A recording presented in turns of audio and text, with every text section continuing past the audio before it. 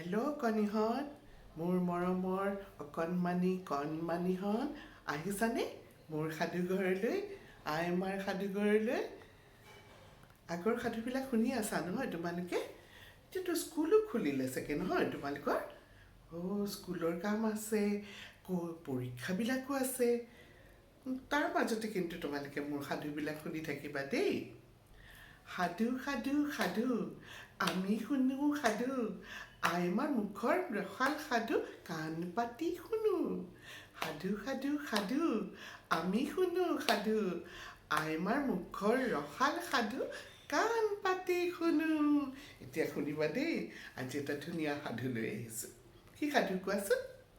এজোপা বগৰী গছৰ সাধু আৰু দুষ্ট কেইটামান চৰাইৰ সাধু। এডাল বগৰী গছত এবাৰ বহুত বগৰী লাগি আছিলে, মিঠা মিঠা মিঠা মিঠা বগৰীবিলাক একদম লমা লমে লাগিছে। তালৈ কিছুমান সৰু সৰু সৰু সৰু চৰাই উৰি উৰি গছডাললৈ আহে আৰু সদায় ধুনীয়া ধুনীয়া মিঠা মিঠা কিবিলাক খায়, বগৰীবিলাক খায়। তাহাঁতৰ বৰ ফূৰ্তি, এই গৰমৰ দিনতেই বগৰীবিলাক ঠিকছে খাই লয়।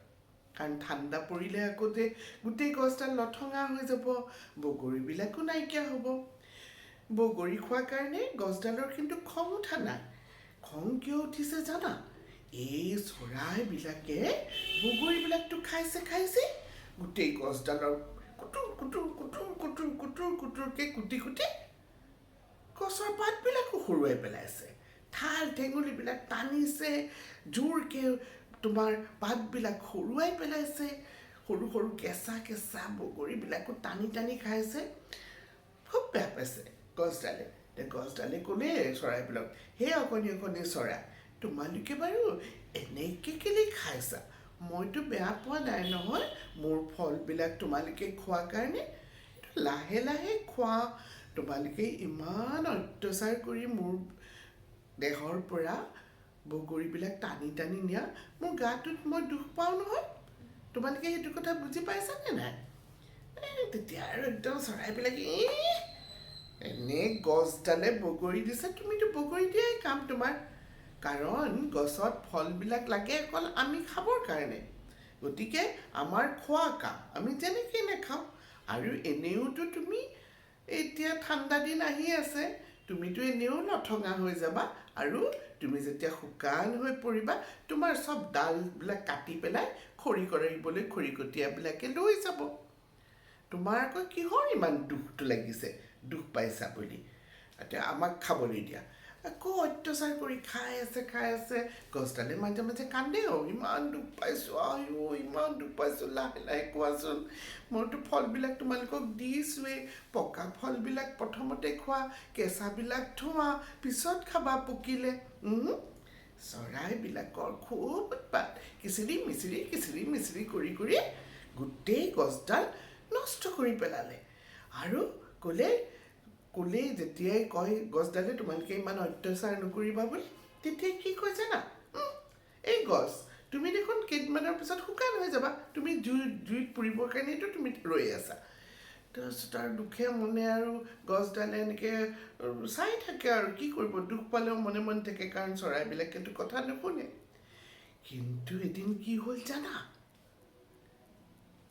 এটা চিকাৰী আহি এখন জাল পেলালে আৰু কেইবাটাও চৰাই সেই জালখনত বান্ধি পেলালে। আৰু কি কৰিলে? সেই চৰাইকেইটা খাবৰ কাৰণে লৈ গ'ল।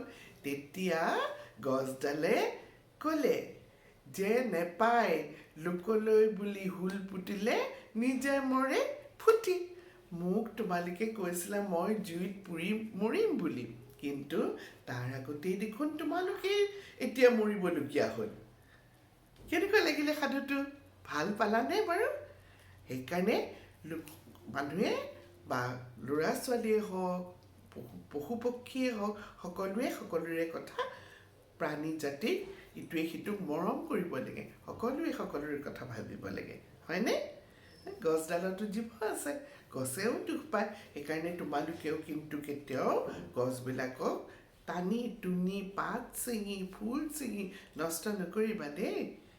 কাৰণ গছতো প্ৰাণ আছে আজিলৈ যাওঁ বাই বাই সাধুটো শুনি কেনেকুৱা পালা মোক জনাবা